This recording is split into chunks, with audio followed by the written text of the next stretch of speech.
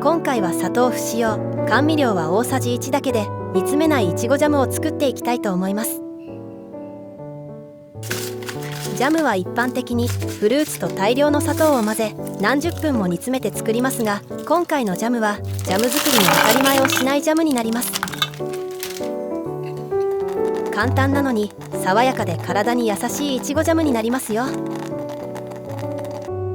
では早速作っていきましょう。このチャンネルでは体に優しい季節の料理や暮らしに役立つ情報などを配信しています。ご興味ある方はぜひグッドボタンとチャンネル登録よろしくお願いいたします。2月の終わりから3月くらいにかけてだんだんいちごの価格が下がってきて、スーパーなどでお手頃価格のいちごが手に入りやすくなります。今回はジャム用に安く売られていたいちごをゲットしたので、こちらを1パック使って作ります。大きい粒のいちごより粒が小さく赤みが強いいちごの方がジャム作りに向いていますよ。まずいちごをよく洗います。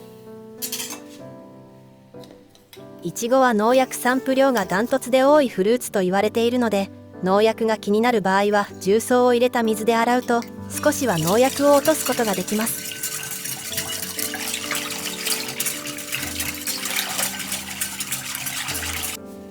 いちごをボウルに入れて優しく洗いましょう。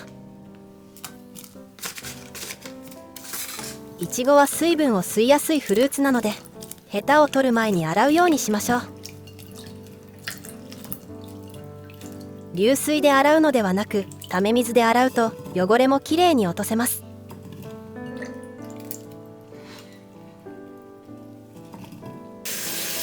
重曹を軽く洗い流したら OK です。次はヘタを取っていきます。手でヘタをむしるとこの硬い部分が残って食感が悪くなるので、包丁で切った方がいいと思います。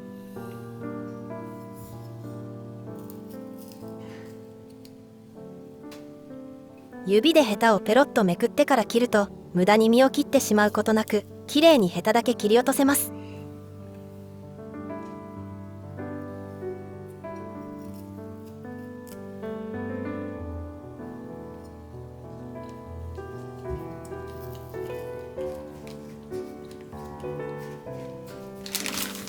ヘタを取り終わったらいちごを凍らせます。ジッパー付き保存袋に入れて空気を抜いて口を閉じたら、いちごが重ならないように平らにしましょう。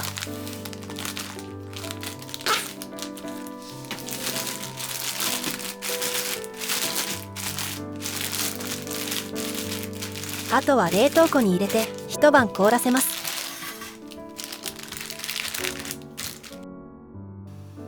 凍らせている間に瓶を煮沸消毒しておきましょう。瓶はジャムがぴったり入るくらいの小さめのサイズがいいと思います。そして蓋にパッキンがついているものだとなおいいです。100均に売っていますよ。あとは沸騰したお湯に入れて5分ほど煮沸消毒しましょう。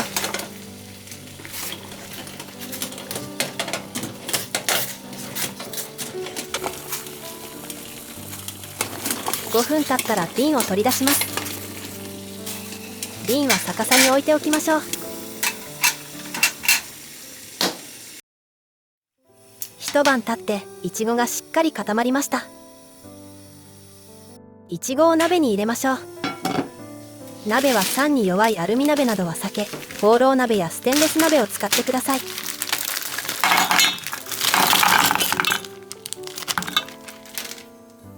一般的ないちごジャムはいちご 200g に対し砂糖は100から 200g 入れますが、今回は大さじ1だけの甘味料で作ります。今回は蜂蜜を使いました。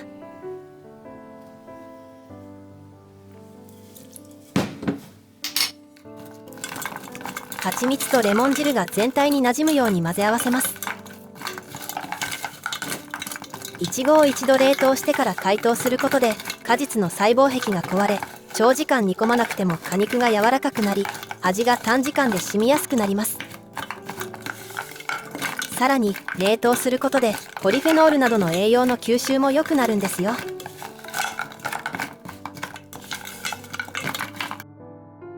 よく混ざったらこのまま常温に置いておき、完全に解凍するまで待ちます。その日の室温によって解凍にかかる時間は違いますが、30分から1時間ほどで解凍できると思います。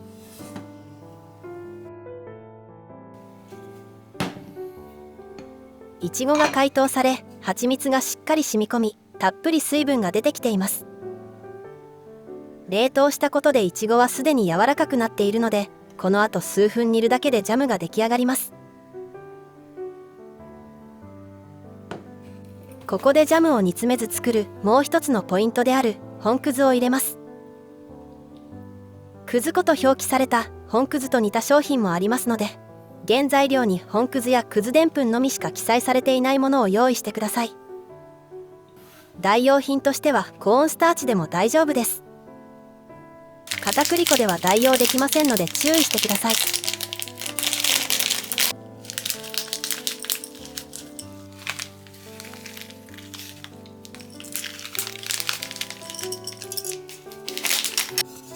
本葛を溶かすように全体をよく混ぜ合わせましょう。本葛の塊は潰すようにして完全に溶かしてください。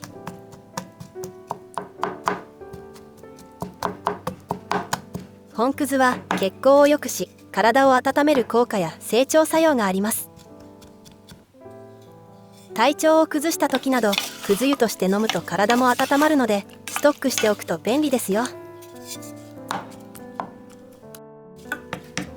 葛粉が完全に溶けると、いちごのエキスが白く濁ります。中火にかけてヘラで絶えず混ぜながら煮ていきましょう。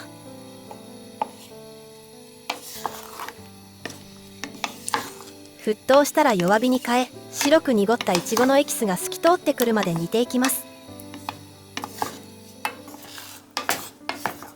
ゴロッと果肉感を残したかったらあまり潰さないようにして、完全にペースト状にしたい場合は細かくなるまで潰してください。今回はいちごのゴロッとした果肉感を楽しみたいので、あまり潰さないようにしました。シリコン製のゴムベラを使い、鍋肌についたいちごを焦げないように時々落としてあげます。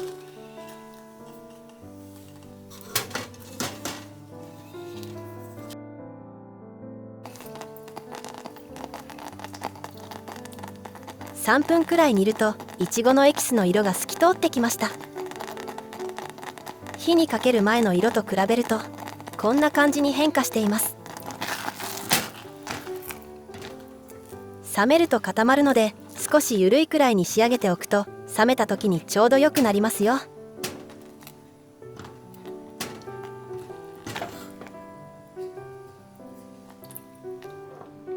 出来上がったジャムが熱いうちに瓶の中に入れていきます。煮詰めず作っているので、一般的な作り方のジャムより出来上がりの量も多くなります。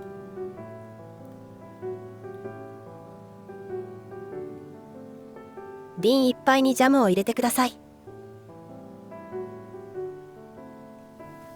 まだ熱いうちに蓋をきつく閉めてしまいましょう。やけどには注意してくださいね。熱いうちに瓶に詰めて蓋をすることで、冷めた時に真空状態になり、長期保存ができます。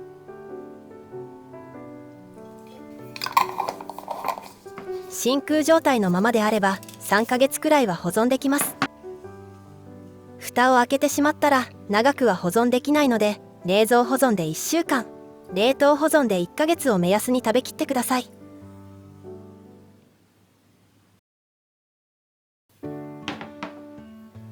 冷蔵庫で冷やしてしっかり真空状態になると蓋が若干へこみます。真空になっていると蓋を開けた時にポンと音がします。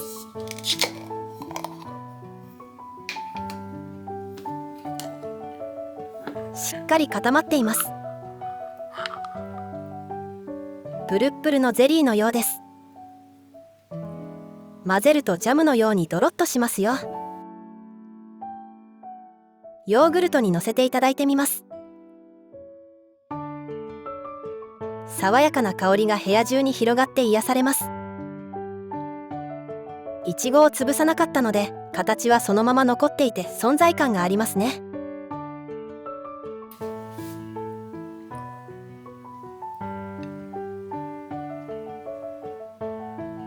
いただきます。甘さ控えめでいちごのフレッシュ感をダイレクトに感じられます。爽やかで美味しいです。蜂蜜は大さじ1しか入れていないですが、いちご本来の甘みも合わさり、しっかりとした甘みが感じられます。酸味と甘みのバランスもちょうどいいです。甘めのジャムとして作りたい場合は、蜂蜜の量を大さじ3くらいに増やすといいと思います。このジャムはベリー系のものなら応用ができます。ブルーベリーはペクチンの含有量がいちごより多いので、いちごジャムよりは固まりやすいです。なのでブルーベリージャムを作るときは、ブルーベリー 200g に対し本くずは小さじ1で大丈夫です。お好みのベリーを使って自分好みのジャムを作ってみてくださいね。